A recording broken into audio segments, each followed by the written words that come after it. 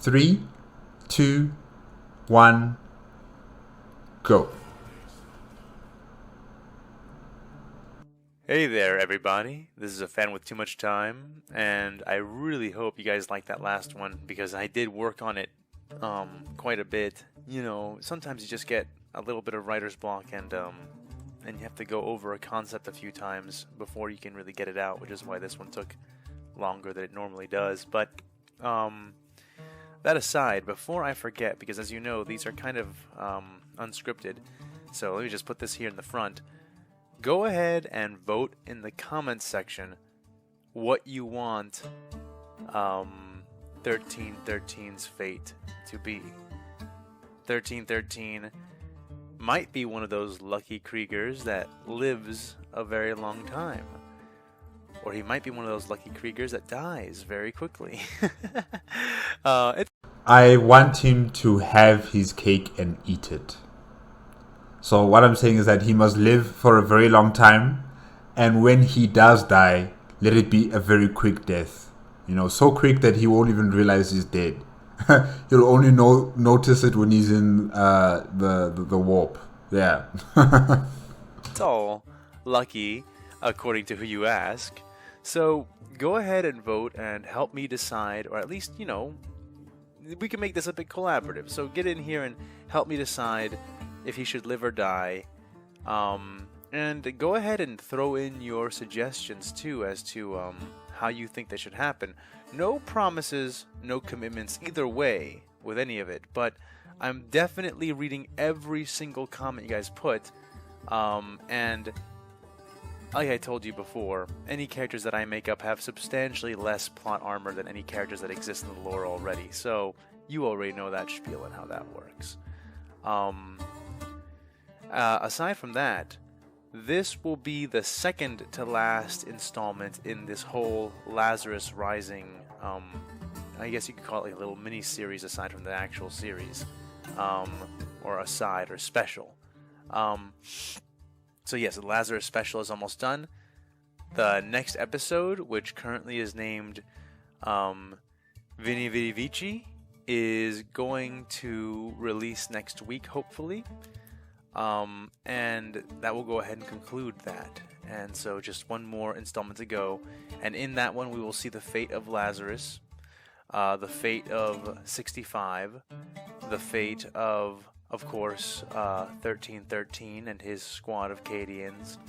And we will also see the general fate of the Imperial forces here, how successful or unsuccessful they are. And the fate of the clones and how successful or unsuccessful they are. But you know, I'm going to be focusing more on 1313 because, you know, his character's been fleshed out, kind of, you know, and I have a bit of a liking to him, you know, 1313. So yeah, I'm going to be having a keen interest in what happens to this character and the Cadian shock troopers who are with him. So with that being said, I do want to make one more thing known. After next week's episode special, I will be taking another hiatus. And, well, I want to say that it will be about a month-long hiatus. I don't really know how long it'll be. It'll be as long as it needs to be for me to be able to competently finish up the very rest of Season 1. So that's right. I'm going to take my hiatus, but when I come back, I will have all of Season 1, hopefully mostly complete and ready to go. And it'll just be a nice, smooth train straight from there to the end of the season. And we'll go ahead and get that wrapped up. And honestly, I feel like I might toss in a bit more than just Season 1. Maybe a few other works, a few other side projects. But, you know, life is life. Things need to get in order. I can't spend all my time making these. And trust me, I really wish that I could. Because this is... If I could just do this for a living, it would be great. Because I love making stories. And I love writing for these sci-fi universes. And I love writing within them.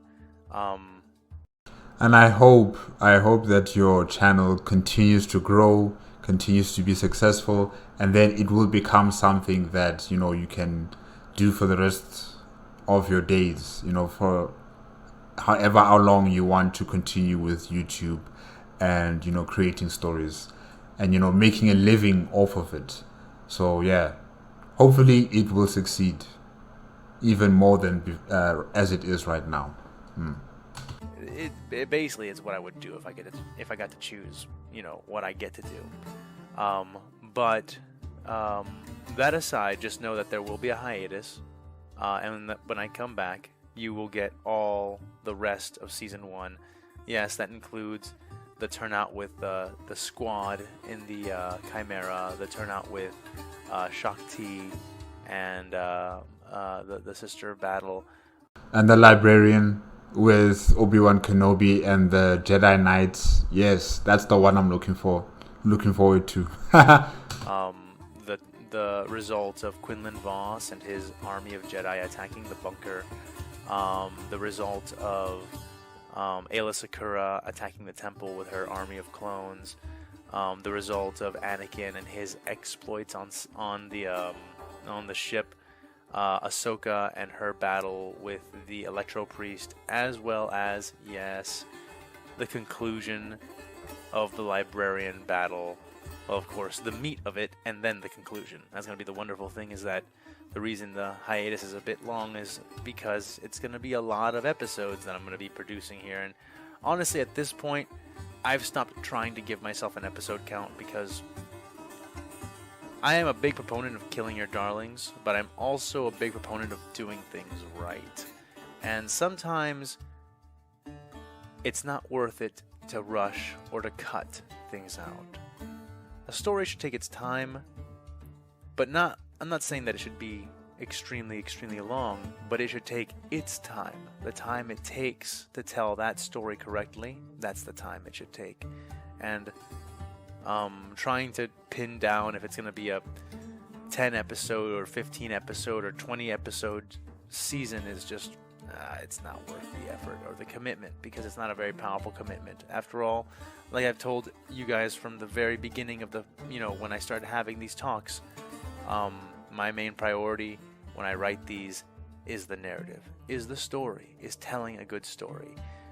And that doesn't just go to the balancing, that also goes to everything, including the scheduling. And that's how I plan to prioritize if I can.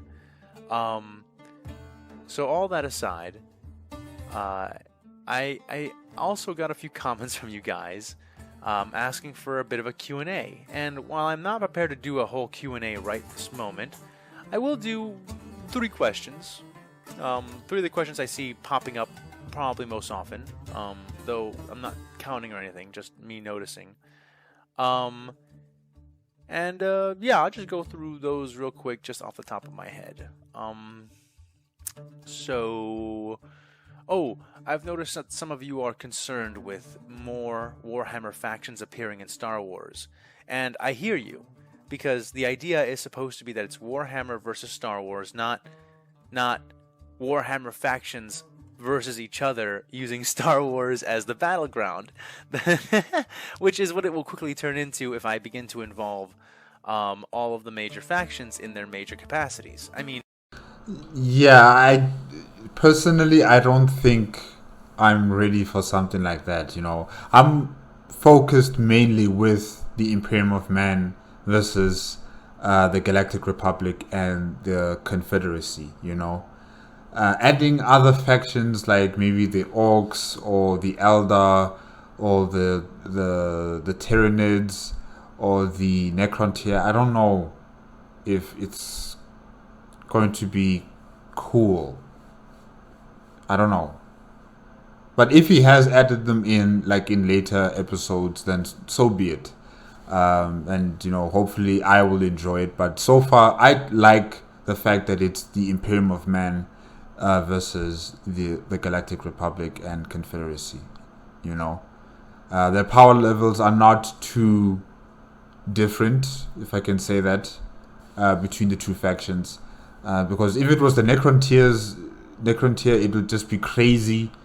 It'll be overpowering with those guys. With the Orcs, also overpowering. It'll be crazy, really. It'll be crazy. With the Eldar, Okay, with the Elder, I'm not sure really. You know, I'm not sure with them.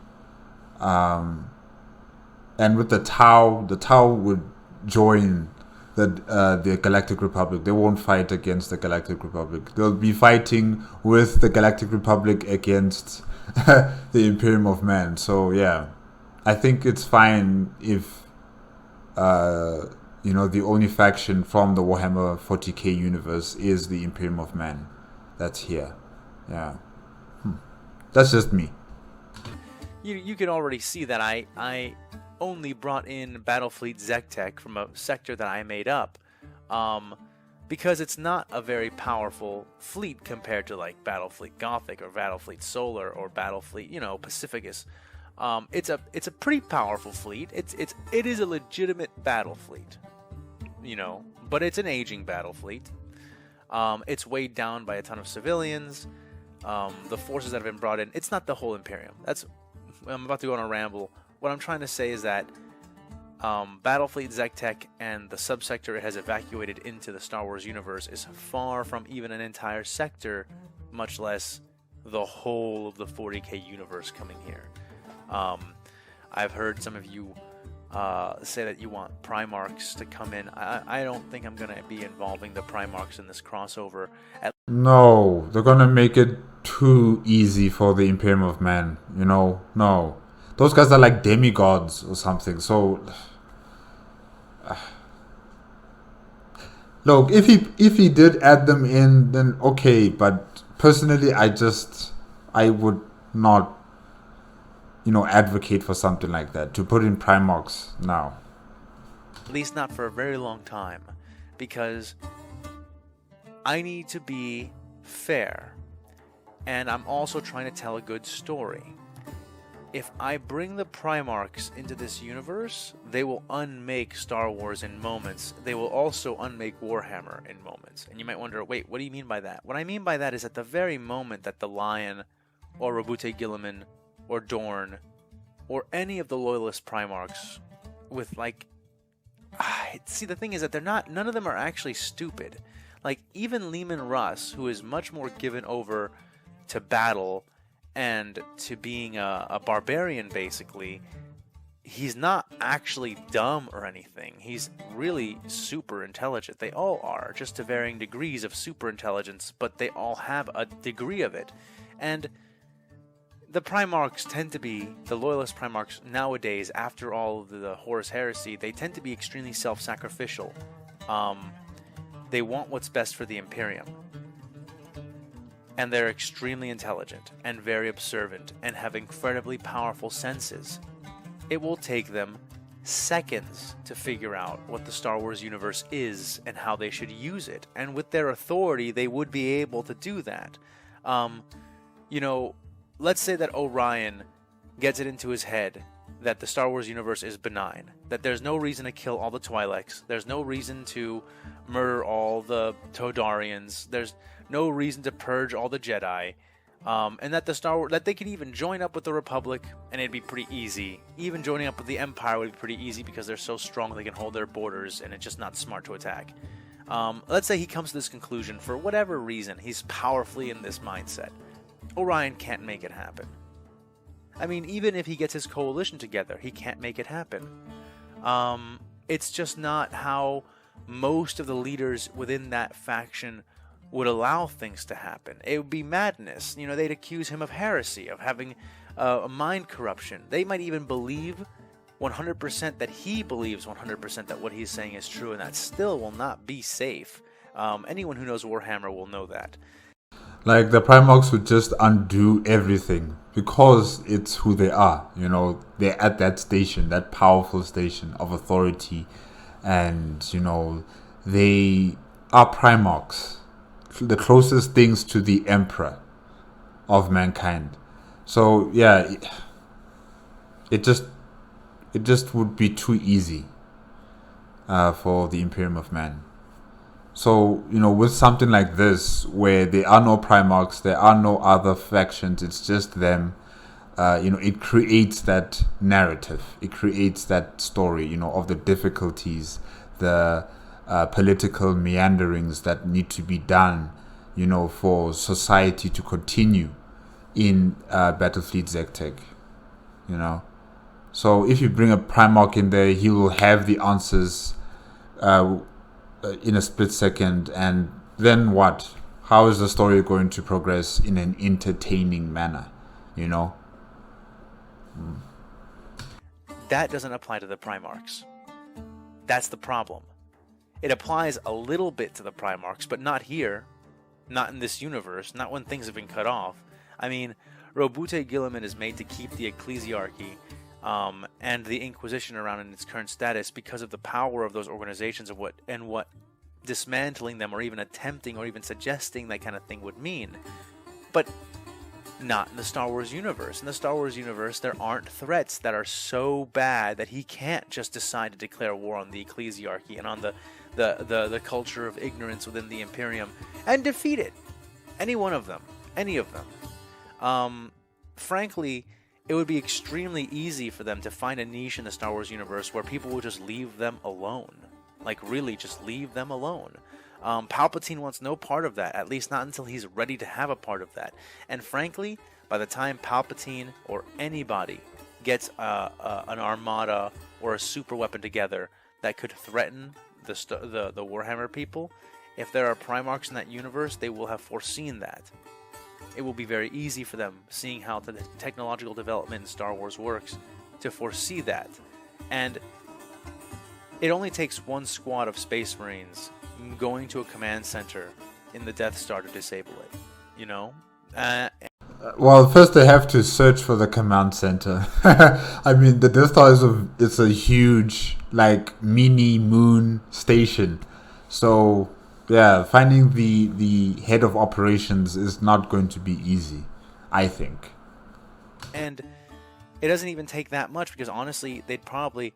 if a Death Star ever got built, it'd be entirely just so that the Primarch in charge can steal it. I'm rambling. I'm sorry.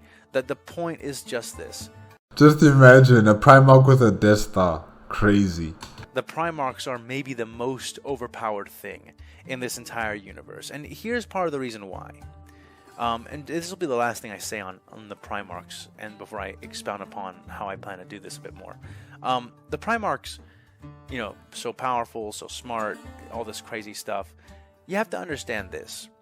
Humanity has, like I've explained before, and as I think the vast majority of Warhammer fans who are unbiasedly reading the lore will agree, has an enormous power level range. We have dudes that are fighting with almost World War II technology in trenches against aliens that are actually using advanced alien technology. And we win. And we don't always just win by burying them in bodies. We actually sometimes just win tactically, as has been demonstrated by some of our most beloved commissars and beloved Imperial commanders. How is that done? Well, it's just because mankind has gotten so good at waging war that they can take an AK-47 and straight up sodomize the aliens from Independence Day with just that kind of technology. They make up all of their deficits with all this incredible grit and insanity, frankly, and pure faith and all these other things that move in to make up the difference. Faith can be a very dangerous weapon, a very powerful and dangerous weapon, especially with humans. Those who have faith, they have this strength in them that cannot be, quantified, really. So yeah, I see what AFanWithTooMuchTime is saying here. Because while the Imperium does have access to some really advanced technology, it does not give access to this advanced technology very easily. One of my favorite YouTubers, Luton, you should definitely check out his channel. He makes several videos that really emphasize this, and the two that are really the best are probably the worst jobs in the Imperium video and his video on Death Strike missiles. I think that's what they're called, Death Strike missiles, which are effectively just chimeras that give up a top turret to carry around cruise missiles.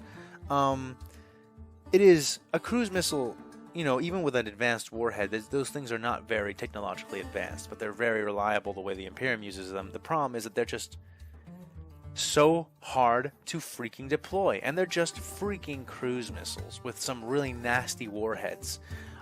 So my point just is that there's this huge variance, and they make up for it in most cases.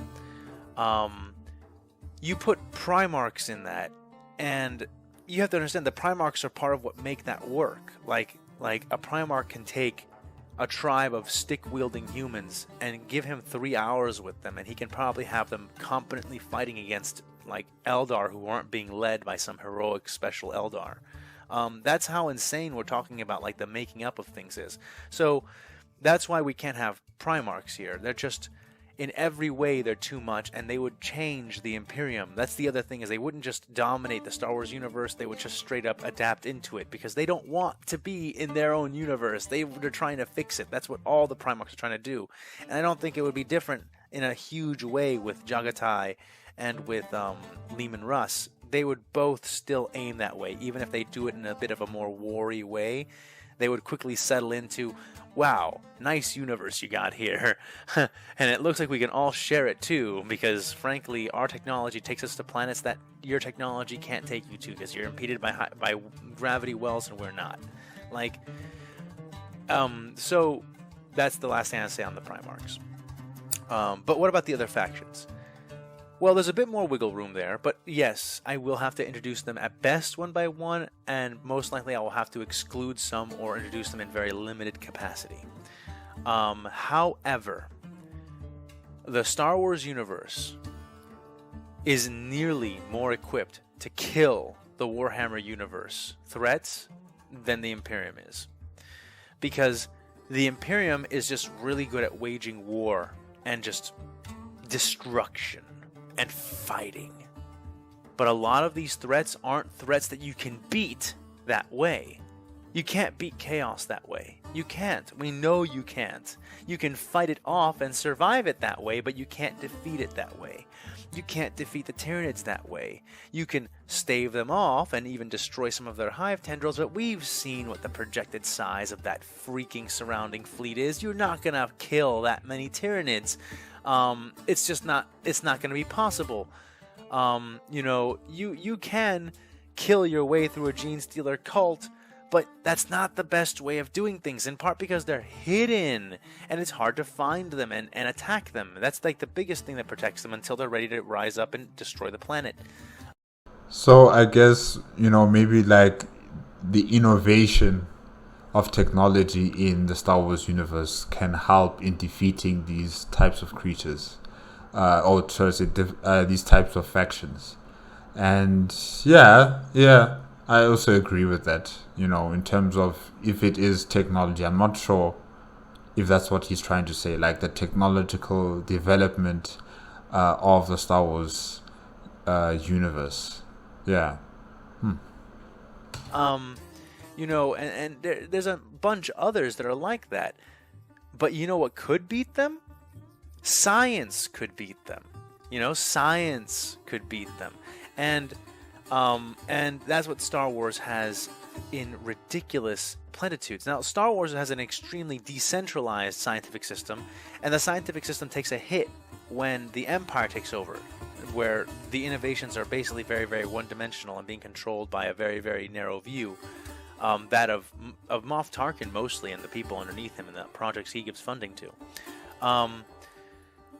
But before that, you can see how the Republic makes multiple super weapons, and by super weapons I don't mean like planet destroyers. I mean just special weapons. That's what I should say. Special weapons. They make a multitude of special weapons that are one-off scientific experiments, basically. And the Confederacy does this like it's going out of style. And of course, this is in part because of the episodic nature of shows like the Clone Wars, both of the Clone Wars, in fact. But it does result in canon that shows us that the Confederacy pumps out scientific developments left and right. Just like I remember that ship that fires an EMP wave on its sides. I forgot what that ship is called, but it was massive. It was a big ship. And even the the primary firing chamber kind of reminded me of the Death Star, as it was charging up and firing its EMP wave at enemy vessels.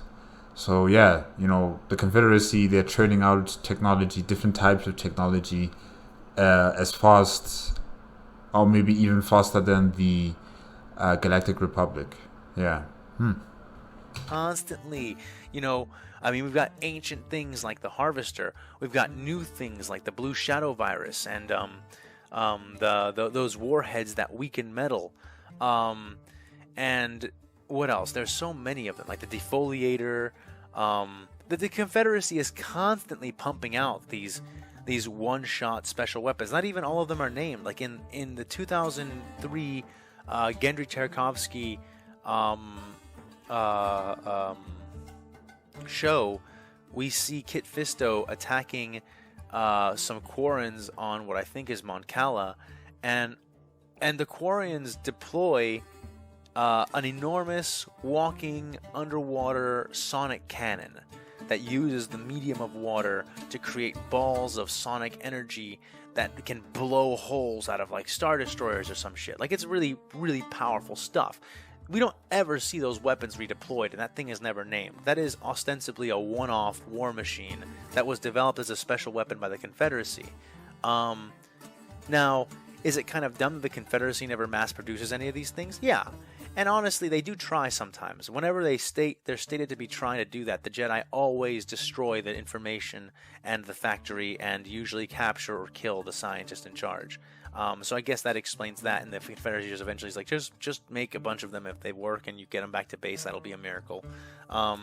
Again, this is probably because Palpatine was not trying to allow the Confederacy to win, just to be so dangerous that it put the Republic in position to become the Empire. So there are certain Star Wars factions that, not Star Wars factions. There are certain Warhammer factions that will be much more susceptible to the Star Wars universe than you might think, especially if they're being fended off in certain places by forces in the Warhammer 40K universe. And I won't give any more spoilers on that. Just know that I am very conscientious about that balance. I'm always thinking about it, and that Star Wars has teeth, just really weird teeth. But you will see these weird teeth bared in many ways. I have so many plans, and I have a lot. I really hope you guys enjoy the things that I both bring up from the lore, both legends and canon, but also the things that I end up inserting myself, since, of course, the galaxy is going to take a pretty heavy shift. And I hope you don't begrudge me these things, though, of course, I will keep them tasteful and progressive, not progressive, what do you call it, cumulatively put them in, like, bit by bit, as opposed to dropping in a whole bunch of crazy custom things all at once. I will do it respectfully, is what I mean to say. But moving on from that, oh, yes, here's a question. When Necrons, I see that a bunch. I'm not sure if it's just one guy or if it's a few of you guys. No. But I do see it a lot. When Necrons, we want Necrons. Okay, listen. I do have a plan to potentially involve Necrons. But they are one of those things that the Star Wars universe has no way of defending against. And frankly, it is absurd that anyone in the Warhammer universe can defend against them either. They're millions of years old. They've been technologically progressing almost the entire time in little pockets, and they never lost their technology, and they are currently progressing again in full conscious progression mode. They have technologies that let them blow up whole stars without firing a weapon, without giving away that they've done it, without anything. Like, they just go to a big hologram projector that is the whole galaxy, and they put their hand into it and snuff out physically the hologram star of some star. And then at some point in time in the future, that star goes supernova, if not immediately. It's kind of ambiguous, but like, it goes supernova, and it just seems like a natural event. And the Necrons are in possession of this technology. That's absurd, man. That's so absurd. So I can't, like, just even if they didn't have things like that. The Silent King. Who but a Primarch can match wits with him. I love Thrawn, and I plan to use Thrawn in the future. I'm sure that's not a surprise to anybody who's listening to this. Thrawn cannot match wits with the Silent King. The Silent King is millions, like hundreds of millions, potentially billions of years old. It's really ambiguous how long ago the war in heaven was, and it's really ambiguous how long it lasted. He could be he is at the minimum hundreds of millions of years old. That's, oh my god, so much combat experience. And he never went to sleep, so it's not like a technical a few hundred million years. No, it's a dead ass, like long ass time. And he's an AI. He's super intelligent. There's so many things that I can't do, and the Silent King is one of them. He would dominate Orion. He would dominate, and of course you might say, okay, well then just do what you're doing here and just have it be a Necron Lord instead of the Necron Lord. But that doesn't change anything, whether it's the Necron Lord or it's the Silent King, because, you know, they're Necron tier. They are that dangerous. They are that powerful. So it doesn't matter, really. That's the problem, man, is that the Silent King isn't the only Necron Lord. In fact, the Silent King, a lot of people were upset with his character model I saw, because he looks like just some really badass Necron Lord. But that's exactly what he is. Like, the Primarchs are these genetically created superhumans. The Silent King is just a badass Necron. But he's not like, his badassness comes from how badass he is, from what I understand.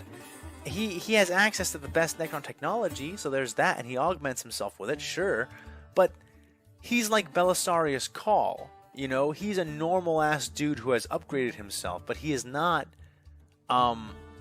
like a special Necron who was created by the Necron dynasties to be the ultimate Necron. Like, that's not what he is. And the reason I point that out is because there are other Necron Lords that can say all the same things I just said about Suzerac. In fact, it might be all of them. I might be able to say that about all of them. Like, all the Necron Lords are about as old as Suzerac is. All the Necron Lords are intelligent, super powerful, super smart AI. All of them still have fully functioning science departments. All of them are... You see what I'm saying? Like, honestly, the Necrons...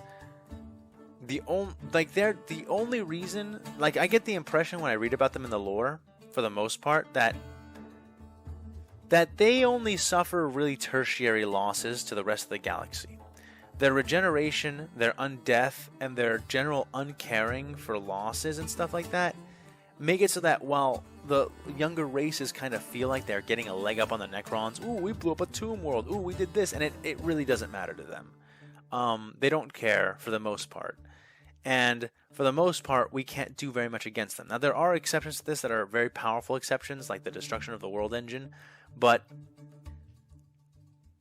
Oh god, but honestly, sometimes I even feel like that, we overblow the significance of that. I mean, it's not the only world engine, and how many more do they have? Do we know? I don't know if we know that or not. I just know that the Necrons really kind of just... Like, we're grass that is sometimes sharp and uncomfortable, but they basically just walk through it. And if they don't, it makes no sense why they don't, because...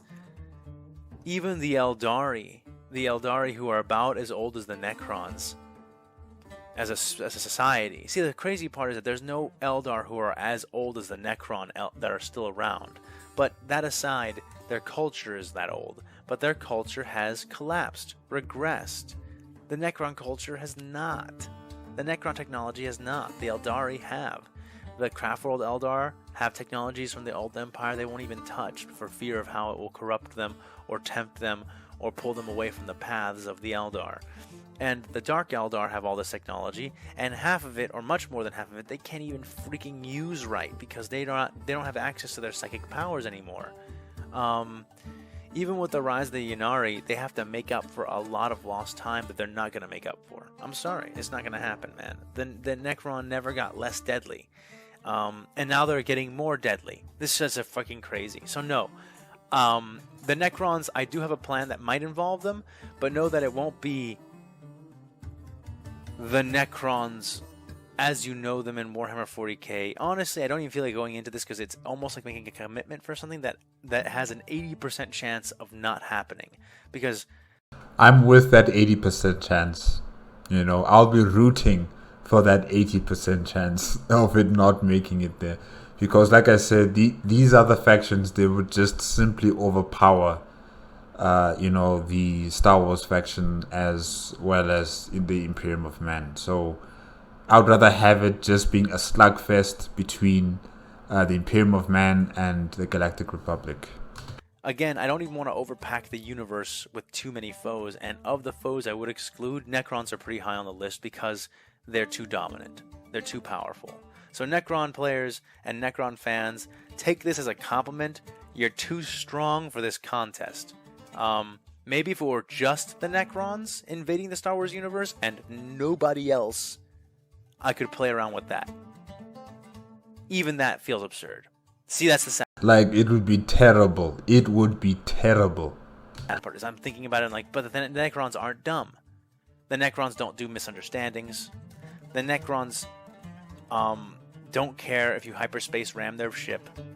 The Necrons won't be screaming and loud. They'll be intelligent and cold and cunning, even if their decision is to literally exterminate the entire universe. And frankly, you're going to need armies of Starkiller bases firing from across the other side of the galaxy to kill them all, and not even to kill them, but to blunt that kind of invasion if it gets rolling. So that's my piece on that.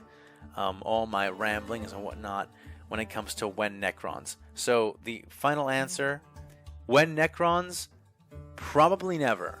But if they ever do show up, they will be heavily nerfed. They won't be Necrons from the standard Warhammer 40K universe, because those kinds of Necrons would dominate too strongly.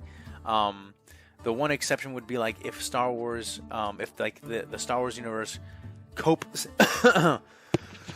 excuse me, copaesthetically combined with all of the forces of the Star Wars universe, and then yes, they could fight the Necrons, because if the Warhammer people could get on with scientific development and then not try to force everybody in the Star Wars universe who's already a scientist to become a tech priest, they could make some pretty hardcore and awesome advancements that would put them into competition with the Necrons. I'm willing to say that, but guys, that's not an interesting story. Am I right about the Imperium getting along with the Republic and then with the Empire, just so that they can fight the Necrons in Season 3? I'm not doing that.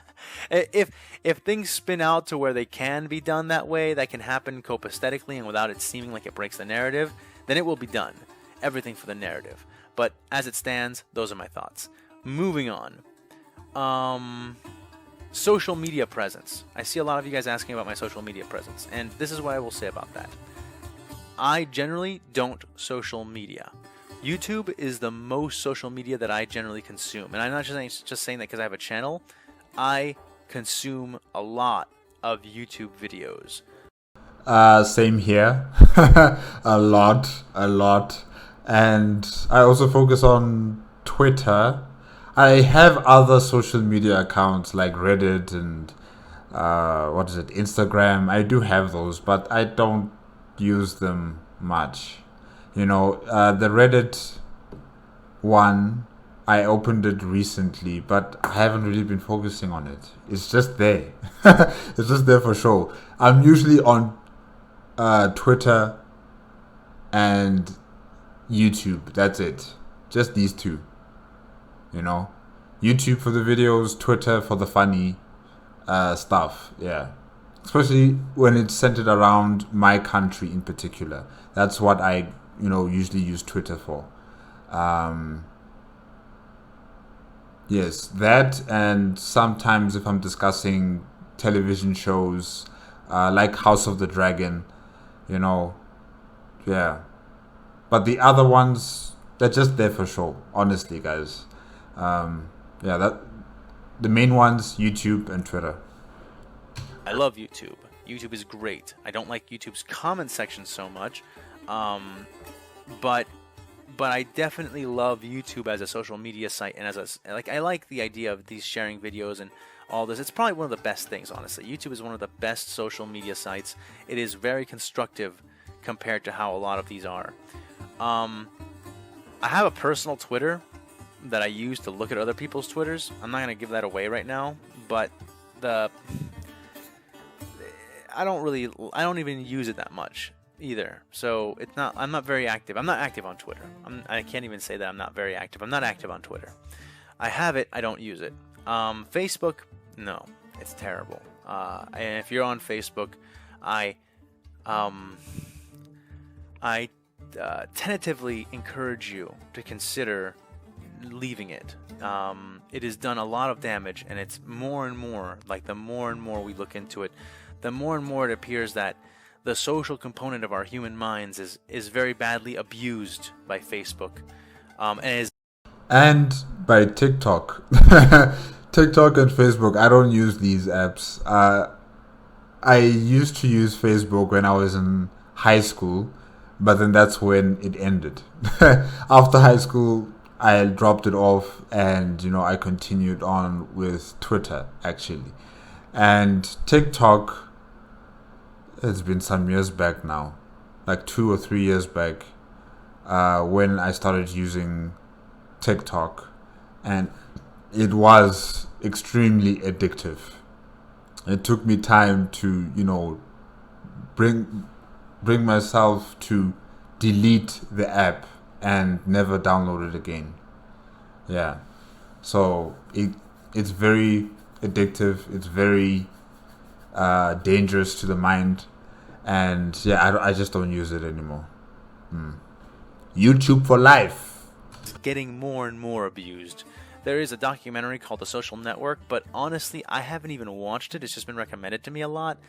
These opinions that I have are based on my observations, and again, not that I like being very forthcoming about my normal like life outside of YouTube, but I went to college for digital marketing, and studied digital marketing rather in college, and let's just say that that's where my expertise on why Facebook is a thing that is bad for you comes from.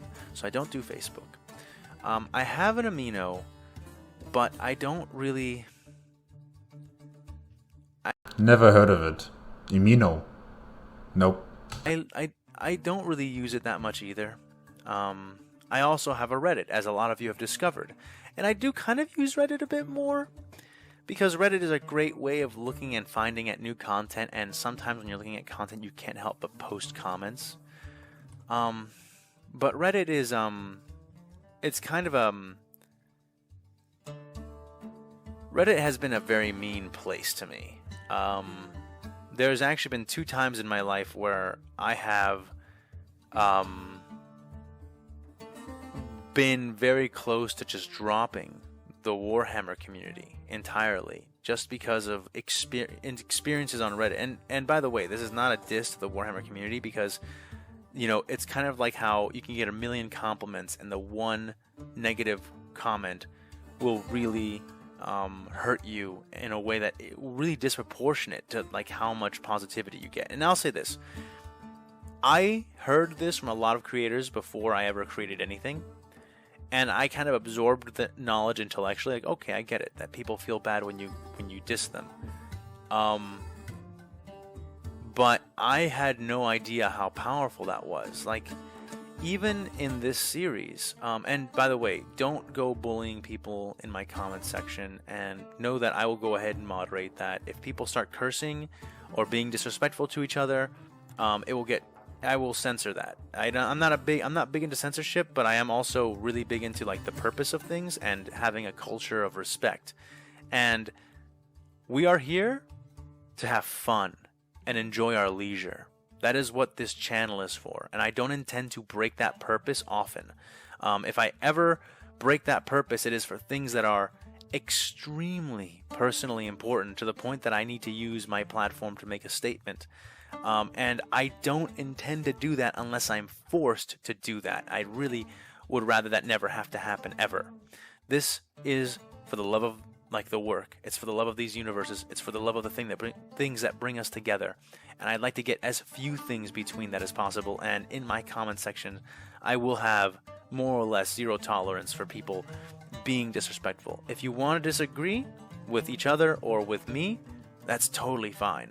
And I will even engage you occasionally. But I will not tolerate cursing.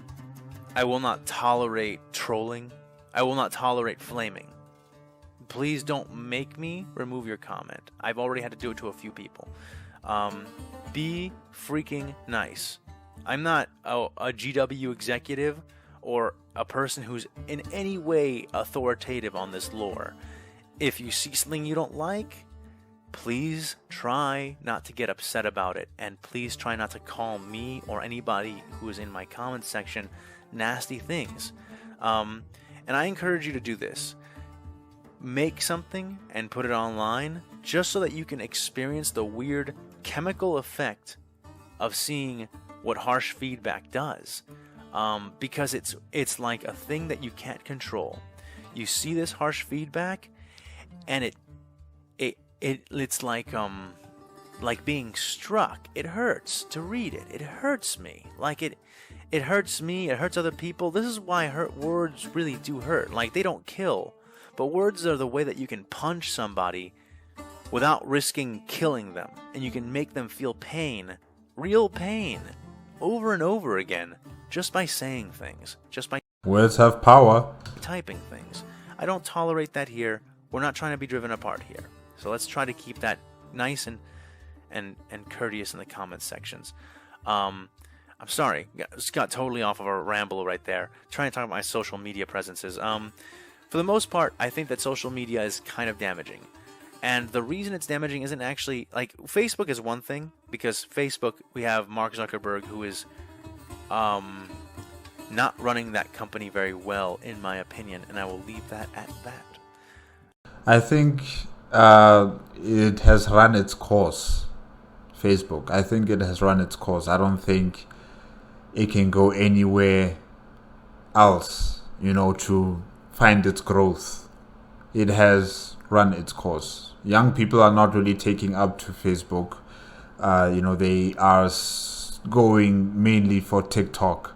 And I'm not sure about Twitter, but TikTok, they're all there. They are growing in numbers on that app. And Facebook is, well, I've been told that it is looking more and more like a retired old age, home, where the elderly come there and they talk about their conspiracy theories and or other stuff, but it's not really growing as it used to, maybe 5, 6, 7 years ago. Yeah. With other social media, what we're finding is that it's not really the social media itself necessarily that is so unhealthy. It's the way people use it. And I don't mean that you're on Twitter all day or you're on Reddit all day scrolling and then you're not wasting your time. No, that's not what I mean. I mean that it's very unfortunate, but people in the online space have taken the anonymity of the online space and have used it as an excuse to become heinously uncivil, and we have forgotten the purpose behind civility, or why it's important to have it, why it is absolutely crucial that we have goodwill when we speak to each other and not build up resentment between each other, especially faceless resentment that can then be expressed into just the faceless public. Because the way people are online is not the way human beings act when they're face to face. And you can completely forget that being in these social media places. In fact, you will forget that because you can't help it. Even if you make an effort to remember, physiologically your body can't tell the difference, and it will do this unless you even it out with other interactions. So in my book, it isn't worth it. Maybe use social media only to keep up with actual friends of yours. but it does not lend itself to that, honestly. And so I don't have a lot of it, and I'm not very active on it. So for people asking where can you find me on social media, you can find me on Reddit. I'm under my my abbreviation, and you can find me here on YouTube. And occasionally, very rarely, you can find me on Amino as well. And I'll say this: the only reason that you can find me on Amino at all, and it's not often at all, is because of how fantastic the Amino community has been to me. They are so nice, so respectful, so courteous. It is a world of difference from Reddit, where Reddit I have had some of the most vile things said to me by moderators. And I try to be very respectful, and I'm willing to say that because I know that any moderator that goes into my comments and looks at my previous things will see that I try. You know, I make mistakes, but I am always trying to put on a good face and a courteous forward. Yeah, but then what happened then for you to garner the attention of moderators? Oh, something happened, man. I can't always, you know, no one's a perfect person, but I definitely try. And I find more often than not that trying on Reddit gets you nowhere. People are very mean, they're very nasty, and oftentimes they have power. Reddit is like a bunch of tiny little dictatorships run by these moderators, and they ego trip really, really, really powerfully. It's obviously not all of them, but the thing is that if you have even one ego tripping moderator on a Reddit who frequents the Reddit they moderate, it puts a bad face on every single other moderator to the point that it really taints. And to my view, it's been tainted. And it's funny because you'll notice that I'm actually banned from the Star Wars subreddit because I was using a program to post things because I go to sleep and I'd like to post things when it would be effective. So I like to set those things up in a schedule. I don't use that program anymore for what happened. Basically, it did something, it glitched and began just reposting that one post a million times without control. So I understand why they banned me. Don't send the Star Wars subreddit any hate for that ban, because from their perspective, it looked like my account was just spamming the subreddit continuously with content that wasn't even getting through.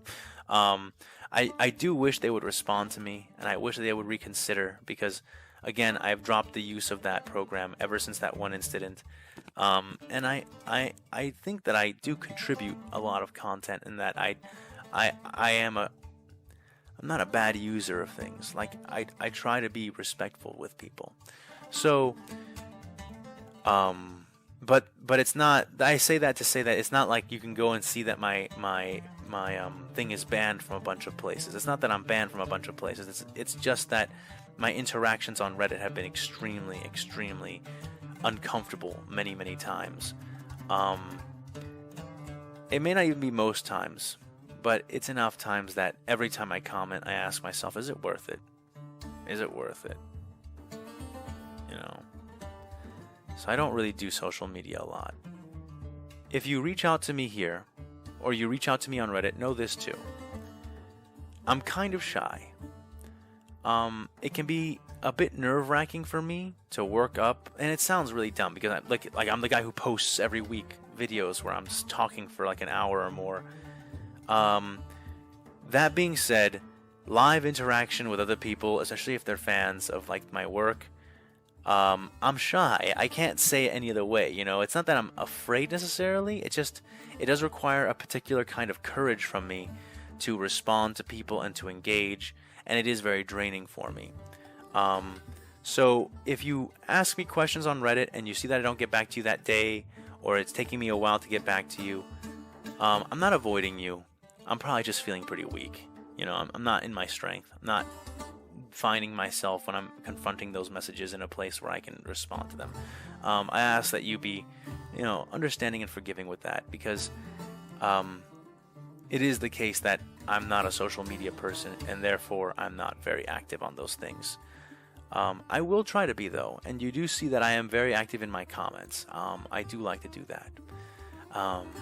And with that, I think I've rambled on plenty. So I will go ahead and put it down here.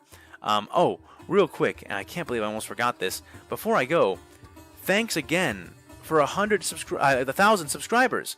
That's fantastic. You know, it's happened so quick too. When I started posting these, I had no idea if anyone would even like it. I was honestly terrified that my comment sections would just fill up with angry fans from both who would be displeased, like that I'm not doing their universe properly because I'm having them compete. If you look up some videos on Star Wars, you'll find that some of the books and lore and stats that have been given on their blasters make them outrageously powerful to the point that like the things in the movies don't make sense anymore. And then you also have similar things in Warhammer, and I'm here, and again, I will say this as many times as I need to. I will always say this, and I hope that people can hear it and pick up on it and know it. It is about a good story. It is about a good story. That's what this is about, a good story. You can't have good story without adversity. You can't have good story without good rivals.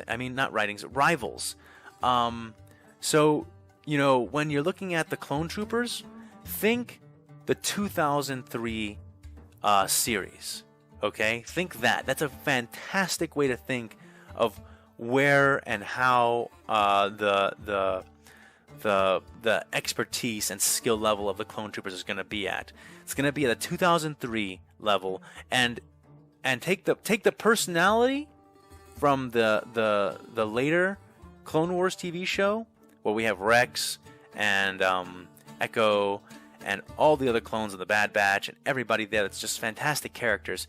Take their personalities and give them all the training and speciality and expertise and professionalism that we saw in the clones in the 2003 series. And to remind you guys, in the 2003 series, we have General Grievous go in and cut his way through a whole squad of Jedi Masters. And yeah, there's a Padawan who dies and a Jedi Knight or two who die as well. But like mostly Masters. And he mops the floor with all of them. Effortlessly, you can say. Like, he just completely goes in there and eats them alive. In fact, that's the reason he took them on himself, because he knew he could. I don't remember that fight. I don't remember that fight, really. I'm just trying to recollect in my mind, but it's hard to see it. But, yeah, no, I believe him. It's just that I can't remember. Yeah. I wasn't really focusing on General Grievous during the Star Wars, Clone Wars seasons on Cartoon Network, you know. Yeah. But yeah, he's a dangerous fellow. He really is. And then the clones bust in, and yes, they are ARC troopers, but they're still just clones, not Force sensitives. And this guy was bossing around these Jedi from this series who can do the things that you see Jedi do in this series, and the clone troopers fend his ass off entirely, blow him away, make him back off. And honestly, if it weren't for the fact that they were surrounded by a whole army and had to evac Jedi in order to save their lives, it's unclear as to who would have won and who would have lost. So just yeah, it's like they're badass. They're awesome. I love those clone troopers. Those are my clone troopers. But fuck, I'm getting so off topic. I'm so sorry. I ramble. It's a thing that I do. Thinking, where was I at? Oh, right. So I was just really scared that my comments were going to fill up with that, and I was going to get down votes, and I was thinking, man, you know, if that starts happening, should I just persevere and finish, or should I just quit, you know? And the opposite happened. It's so incredibly rewarding for me to have seen that, you know, that fan love is that strong. Because right now there's so much vitriol, so much hate everywhere from all sides. And some of it is justified, really, but some of it is just hate for hate's sake, you know? And I'll say right now, unabashedly too, I am not a fan of cancel culture. While there are certain people who do horrible and toxic things and deserve to be, I guess you'd call it canceled, or at least socially punished for those horrible things, these horrible things should not extend to like the things that we've been seeing them extend to, like tweets from years ago. Come on, honestly, even tweets in general shouldn't get you canceled unless they are particularly like egregious, you know? Otherwise, we're human beings. We make mistakes all the time. We say dumb things all the time. We are several things. We are multitudes within ourselves. We're not the same person at all times, and sometimes we're the worst person, and we make mistakes. Come on, guys. People's careers shouldn't be judged off of mistakes like that. Yes, go ahead and tap the nose. Yes, go ahead and tell people that it's not all right. But I'm not a fan of cancel culture. Yes, I will agree with him on that point. However, should said person, commit a crime, or this person is being investigated for a possible crime, I am staying clear from this person almost immediately. I'm not going to debate whether this person is innocent or not. It's not in my domain. I am canceling you right there. I'm not going to waste my time. If you have been assaulting a woman, or you have been assaulting children, or you have been in some sort of scuffle that has led to the death of someone, I'm not there. But in terms of, past tweets, yeah, I can forgive you. Humans, we do stupid things. We do wrong things sometimes, and, some people do ask for forgiveness, or, they try to explain themselves. They try to explain their positioning and what led them to say these horrible words on Twitter or whatever social media account. And that's okay. I just won't forgive you right now. I'll decide when it's okay for myself to forgive you, But if you have committed criminal actions, you can forget me. No matter how good your content may be, whether you're a singer or you're an actor or you're this or that, if you've committed crime, or if you are under investigation for such things, I'm staying clear of you. Yeah. And like that's a big thing that I've been seeing, being overused, like just as an expression of this incredible vitriol and hate that is pervading within our societies right now, multiple societies. I think it's all over the world, really. And I was so afraid of that spilling over into here. And honestly, largely it has not. Yes, there have been a few salty comments, but for the most part, even the criticism that you guys give is voiced extremely, extremely kindly. And honestly, if you see that you voice kind criticism and I don't respond to it, or I don't like give it a heart or respond to it, it's because I've addressed it already in another comment, and I can't just address them every time. The hearts, right? I give everyone and anyone who comments in my comment section, I give them hearts. I'm not really stingy with these kind of things. I just give them out freely because, yes, I value your opinion. I recognize your existence. I see you commenting here. Yes, I may not say something back to you like as a reply, but I do read your comment and I do like it, to say that, yes, I've seen it. Thank you very much. Please come again later, So I'm not really stingy with the hearts. And people do ask me, like, why do I like so many comments, And that's the main reason. Like, I give them out freely. You know, I just don't see the reason for me to withhold it for some sort of particular reason.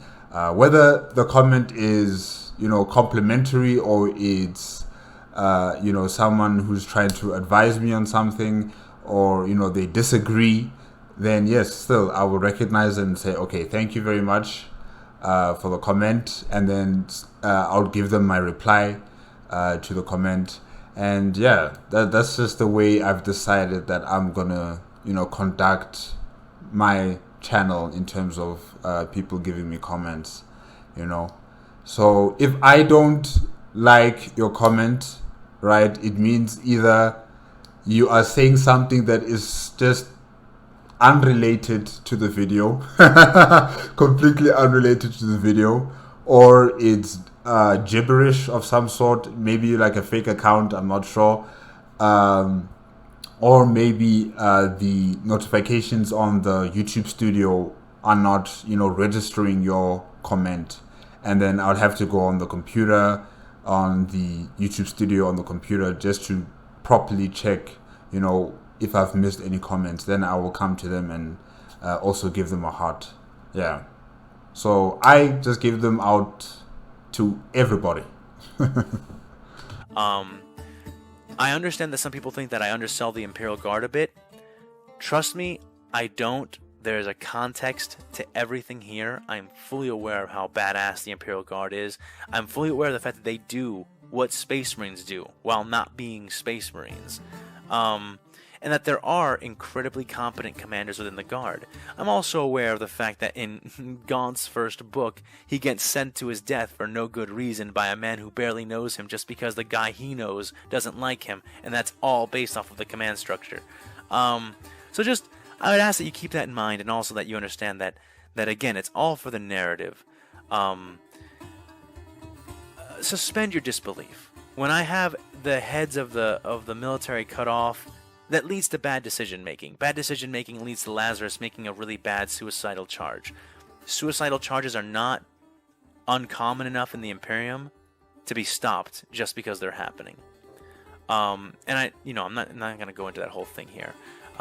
Gosh, I get distracted so easily. I'm so sorry. I'm very proud of this community, of both communities, of the Star Wars community and the fans of Star Wars who are here, and of the Warhammer community and the fans of Warhammer who are here, because you are incredibly good sports, you know? You are much more about the joy of the universes than you are about your particular biases within them. And I think that leads to a lot more enjoyment in general, honestly. I am overwhelmed by how much support I have received. Really. I've never published anything. I only have written as a hobby, ever. And hearing your comments really make me feel like maybe I could one day do this for a living and do what I like for a living instead of, it's not like what I do right now. I don't like it necessarily. It's just, it's a job, and I wouldn't do it if I didn't have to. Not that I even have one right now. Not that there's anything going on right now. But that's totally aside, and it's not a thing that I really want to bring up to you guys. Know this. Thank you. Your support, your subscriptions, they might not seem like a lot. They mean a lot to me. And I sincerely thank you for that. And so, after a much longer time than I had intended to go on about this, I will now proceed to go ahead and put this down and say, stay safe, stay healthy, stay happy, keep loving the things you love and liking the things you like, and I'll see you next time.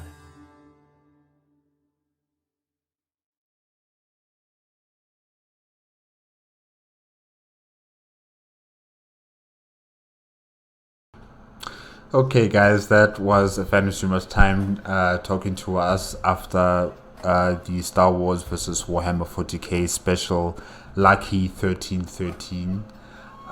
Yes, he talked about a lot of topics in this, talk session, a lot. And, he also, responded to some questions that he's fans were asking, about the different factions that are going to be coming into the Star Wars versus Warhammer 40K. He wasn't really keen on having, for example, the Necrontyr coming into the Star Wars universe because they're so overpowered, and also the Primarchs because they're so overpowered. So yeah, I'm also not really keen on something like that happening. I just like it the way it is, with the Imperium of Man and the Star Wars Galactic Republic and Confederacy fighting amongst each other. It's good. It's really, really good. And he was also talking about, the different social media accounts, that he uses, and the ones that he uses frequently or not frequently. And also he was talking about the the different not Star Wars, but the different Warhammer 40K factions. How would it work, for them coming into the Star Wars universe, and would it be a good story to tell? Would it work with his narrative? And he's also talking about, him taking some time off, having a rest, recollecting his thoughts, and that's very good. That's very, very good. You can't rush art. You can't rush it. The moment you try to rush it, it just becomes a mess, and it's not as enjoyable as it should have been. If he, takes his time and without any kind of pressure on him, telling him to, deliver on your project, deliver on this. So it's good that he is taking some break, sometimes to have a break, and just to recollect his thoughts and write up the story whenever he feels like he has that energy to do so. So yeah, that's also a very good thing. And yeah, guys, I guess that's it for tonight with AFanWithTooMuchTime. And remember, if you want to check out the original video of Star Wars vs. Warhammer 40K special Lucky 1313, as well as AFanWithTooMuchTime's YouTube channel, the links are in. Oh, sorry, I thought I was gonna sneeze there. You will find the links in the description below. If you like my reaction, please give me a like, comment, and subscribe to my channel. Click on the notification bell if you want to be up to date with my latest videos.